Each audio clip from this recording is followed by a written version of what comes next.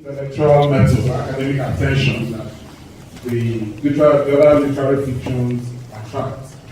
And for some of us, trailers are huge because apart from being an expert or a writer, most readers can comment with trailers. Okay? So how do you see the unfair assessment of trailers as maybe not up to mark? That's not there. I also love the fact that you more or less are towing the path of Frederick Fawcett, who, having been a journalist and having interacted at so many levels, decided to put down wonderful words of fiction. Okay? You have also told the same part. I'm looking forward to when I will mobilize enough money to pick a copy. I'm looking forward to really reading it and maybe critiquing it. I'm a critic. So kudos on that. What the other thing, the William Jefferson case, we knew about it. I don't know whether you mentioned the verified the public servant, the accidental public servant. Because I know that matter was mentioned, the guys from Washington who had to have Nigeria's deaths. Were you mentioned? Yeah. I thought that's smart. In over 5 book? Yes. The accidental public servant. Okay. Very small. Okay. Okay. Then, I love the fact that Nigeria, this is purely the last comment, okay? But Nigeria, by default, has been able to get a niche where they could be of relevance and expertise in helping America with crime, fighting crime. And I'm throwing it open to all of us here that we could develop our anti-corruption or our expertise in corruption, expertise in anti-corruption to world standard and make money from it. At least that's the good aspect. We can export because our society is riddled with corruption. And if we become experts in anti-corruption, including NGOs that are into anti-corruption, I think we can export that. And the William Jefferson example is a good one to follow. Thank you. Okay. Budding thriller writer. Okay, now just a follow-up question to my comment. Are there plans to publish a paperback? Okay, that's none for the man who eats in the bucatarian. Okay.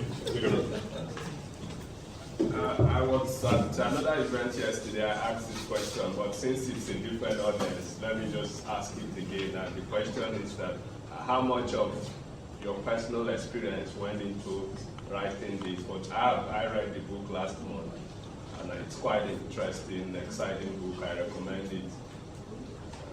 There are a lot of scenes from this South China Sea to Russia to Nigeria, Niger Delta, and so on. How much of your experience as a diplomat, as somebody who understands Nigeria, went into this? Since you brought the mic, let me ask. I have something. Okay. The question is to Mr. Moss. I was just wondering why you left out that part. I left it for you. While we were on our way coming, I know we had a discussion about something that just happened recently, an interview that Chimamanda Adichie had with a friend. So I was trying to make the fact that point out that why is it that, of course, we know we have lots of problems here, negative ones, but why is it that people from foreign countries, especially those who haven't visited, haven't had the opportunity of interacting with us, are not very exposed beyond their own country, always are quick to pick the negative things about us. I don't know if it's a deliberate act, like they go fishing for it, or if I should blame the media or what. Of course, we have lots of negative things, but we have the good ones. And oftentimes, people like you could be that lead here served in one capacity or the other, interacted with people, Africans or Nigerians that can tell, okay, it's not all that bad. And then I got the sense when we are talking that this is sort of like the impression you have. So how much of that is reflected in your work, in the projections in Nigeria or Africa? No, go ahead. Okay. Okay, let me for you, I was wondering, you seem to have a lot.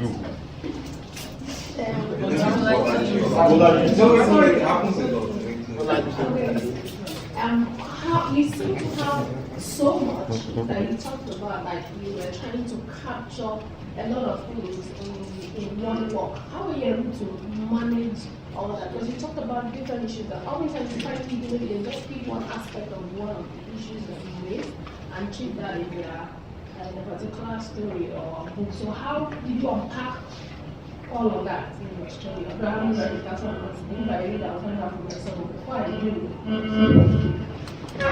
Thank you, sir. Also to Bolaji, I'm also concerned, just like me, because I was wondering how you are able to connect all that together, and also something like a personal question: how was the process of publishing the book? Can you let me it? I know. Organic, the interest of Asia is self-publishing imprint. How to, because managing that will require a lot of editorial work to tweak all the sloppy sides to make sure that it comes out well. That's the thing. Is this the Ribalu connection? Is that how you get about this? Is this the Ribalu connection? That's how you get about this.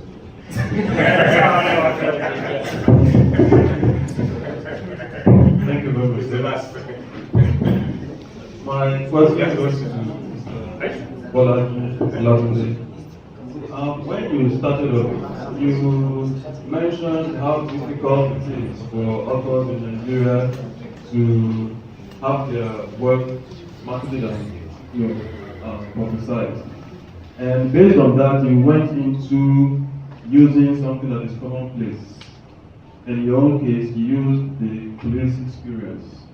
But you didn't really end it up with what you started with, as in how that commonplace experience can help, push your work and maybe make it appealing to people in that domain, and by virtue of that, have them probably patronize you because you have actually portrayed them. But I don't know how using something that is commonplace in society to push your work can actually work out as in reality. And then to Mr. Bem Sar, I don't want to say that your look reminds me of Greg Davis. Your elbow and your sideburns, and he was, even though he's no longer releasing now, into guitar. Is he one of the people that inspired you? If not, why guitar for you?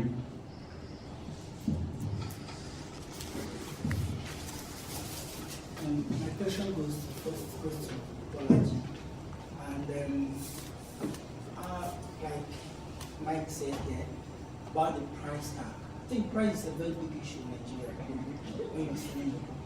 I don't know how you published it, but whether you went through the traditional means of through the traditional route, or you self-published it. The 5,000 naira price tag. No, I mean the Bolaji 5,000 naira, and it's paperback. I don't know. The 2015 I bought Chinachi Best. I don't know if it was Paris, but the copy was really nice, and I bought this for just 400 naira. For you to get served and the mass market, Nigerians are hungry. That's the honest truth. No, reading book is sort of is luxury. You know, when you have social media and everything, criticizing the away from that stage and why I'm asking this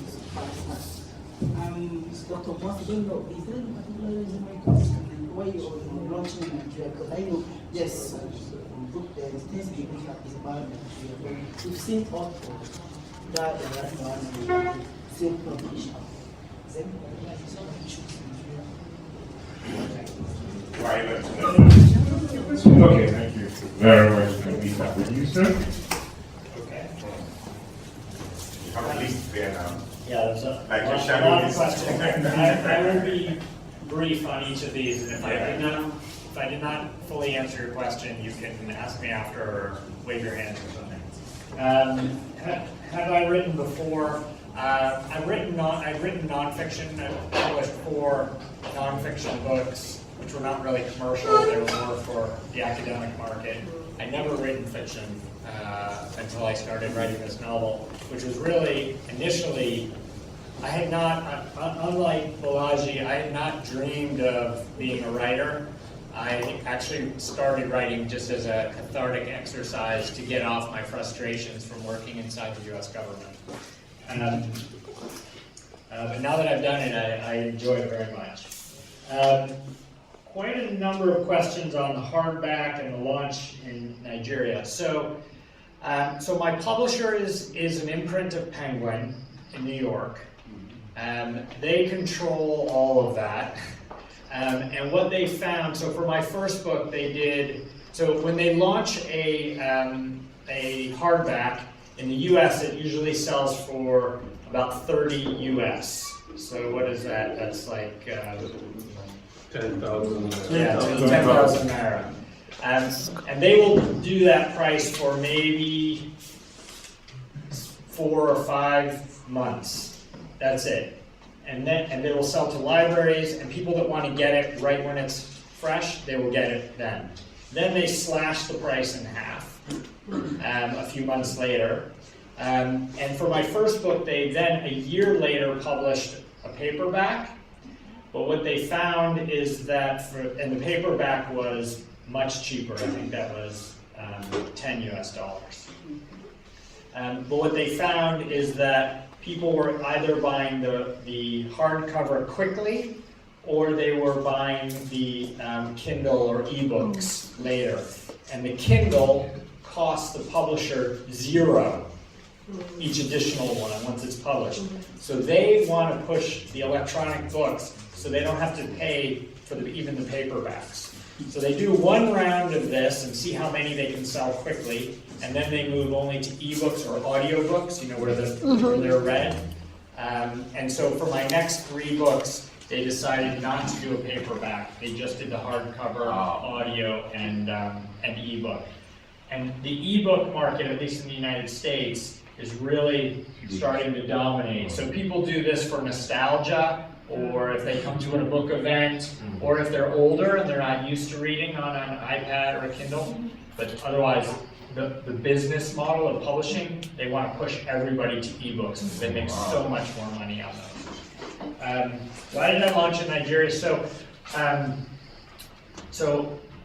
the book came out in the United States actually in September.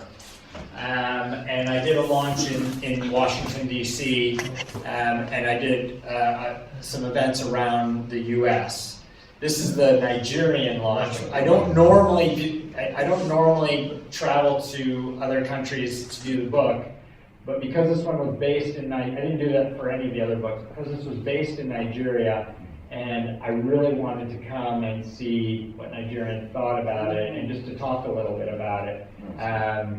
I've come on this trip for that. And then dissing those, I'm sure Balaji will have more cogent thoughts than I will about that. But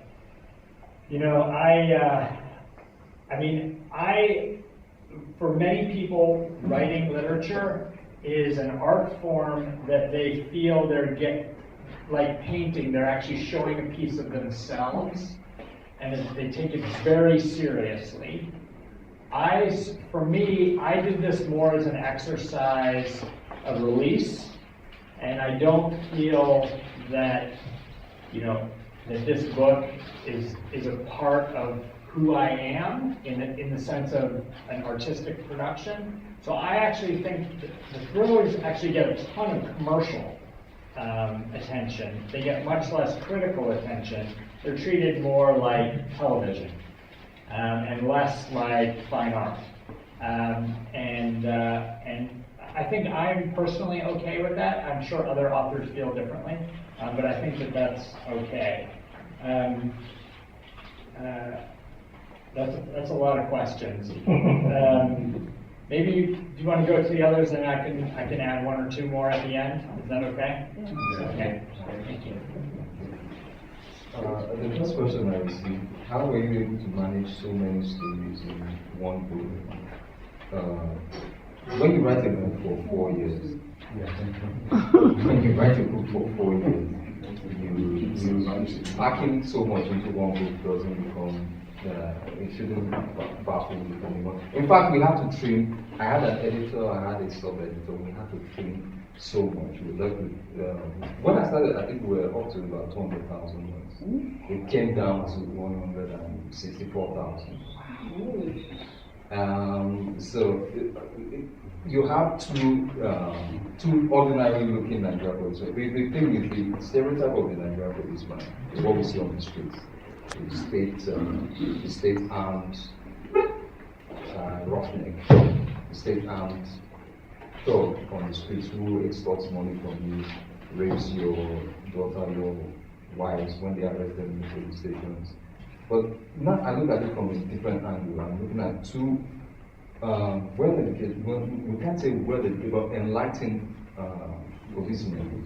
In the course of writing the book, I was lucky to get access to the police headquarters, the local service house. I got in there. I was able to mix with, guys, with young guys in the police force. I was stunned. These guys could be anywhere else. So I modeled these characters after them, of course, fitting into the template I spoke about earlier. So you have them back and forth about serious subjects while fighting crime, international organized crime, or while perpetrating it in some instances. So now the process of publishing the book, by I think in 2015, I can't recall the month, I was done. From 2011 to 2015, started editing. I was in talks with Patricia, the owner of the Organic Imprint. While we were editing, and I still kept submitting queries to international publishing houses. And I have tens of rejections. The first book had over 200 rejections, so I'm used to rejections. My emails are full of them. My email addresses are full of them. So for the first time since I started submitting queries to agents and publishers, for the first time, Penguin Random House South Africa sent me an email. They would like to see my work. I sent it to them, I think, sometime in October 2015. They had a reader, they had a reader go through it, and the reader was so, at the risk of being modest, was impressed with the work and gave it a green light. Look, you have to do this. And I think they told me they have a board meeting in once every quarter. So I had to wait till 2016 for the final green light. The green light never came. That 20-page book, I still carry it on my phone because it gets to a point you need some form of validation. I've been writing for a while. I think it seemed like I was crashing in the dark. But when you have a professional read through your work and seem so ecstatic about the product, you get a little bit. So at the time, Parisha gave me a quotation for the self-publishing aspect. The price was just under $1 million. Even that I didn't have at the time. For how many copies? For 1,000 copies. By the time Penguin Random House gave me the red light, that is what it is. The money, what I had saved up was gone. This is Nigeria, we have to spend the money on other demands. And based on the reader's report for Penguin Random House, I knew I had a nice product. So I went around searching for money. As I speak to you, I'm in the red. I'm in the red. There's no shame about it. I'm an accountant. I'm not going to lie about it. I had to go around. I'm indebted to my bank. I had to go into debt to produce this on the strength of my faith in the work. So, by the time I went back, due to the Buharinomics and everything, the quotation I got had doubled. Wow. The price of the cost of the paper, the cost of ink, all sorts of things, the price had doubled. I had to go around again looking for extra funds. A copy costs several thousands of naira. I'm not going to throw all that over, but it costs several thousands. I have to pay off my bank. I have to pay off the retailers. That's why the thing seems so high. Books which are about half this size cost 3,000, 4,000 naira in the market now. So I think it's even, a lot goes into the distribution of these books. And you have so many issues to deal with. You have readers who are willing to read but who can't afford these books. Sorry I'm taking so long. It's a passionate, something that is deeply, personal to me. You have so many, like I have to be in Ilorin this weekend. I have to travel to Ilorin. I have a bookseller. I gave several copies of my work. Will take my calls. He has made sales. He told me, will take my calls. Will give me my books back. I have to go to the police. So there's so much that the self-publisher has to handle in this country. So how do you I'm really sorry that I'm sorry that it seems to cost so much, but when we wage against the blood, tears, and sweat and debt that went into producing it, I implore you to please bear with us. Now,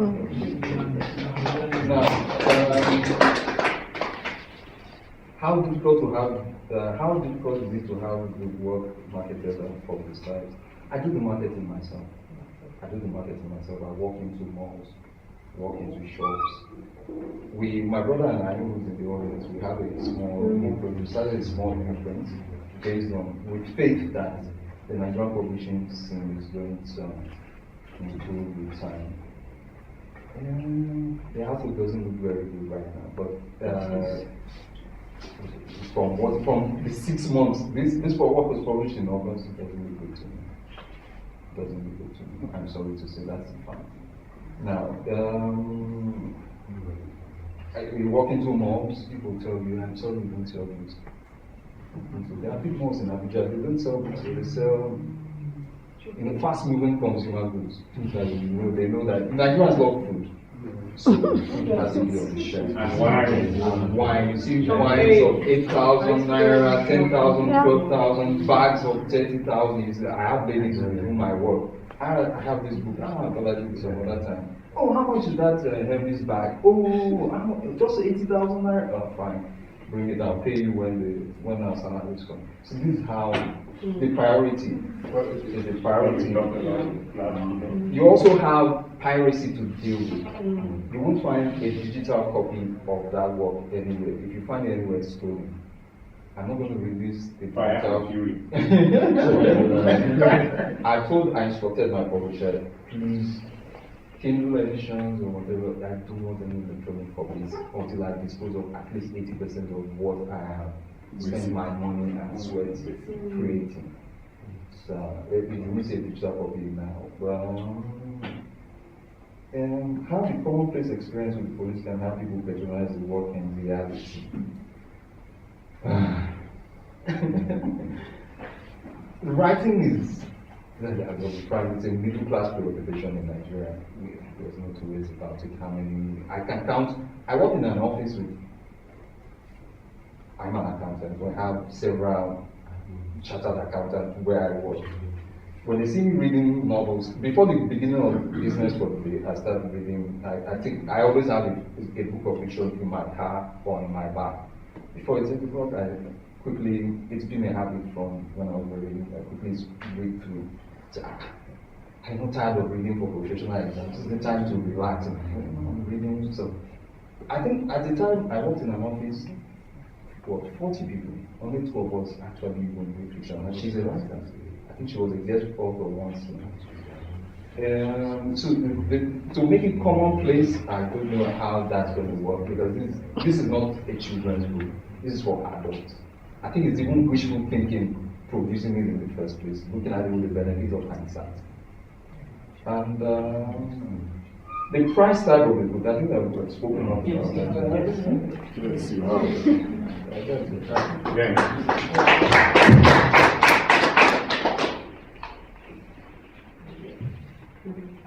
I believe your questions were why I've been AWOL and I have a story about me leaving gospel route, my gospel route.